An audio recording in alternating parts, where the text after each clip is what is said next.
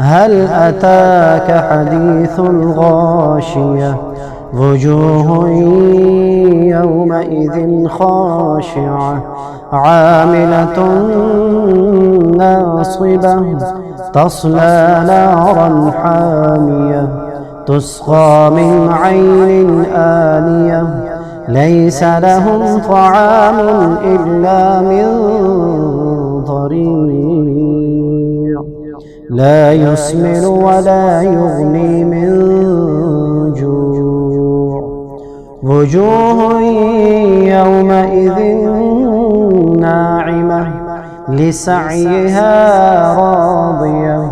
في جنة عالية لا تسمع فيها لاغية فيها عين جارية فيها سرر مرفوعة وأكواب موضوعة ونمارق مصفوفة وزرابي مبثوثة أفلا ينظرون إلى الإبل كيف خلقت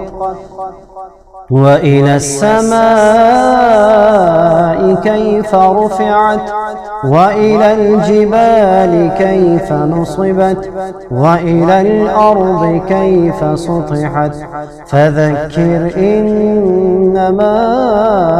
أنت مذكر لست عليهم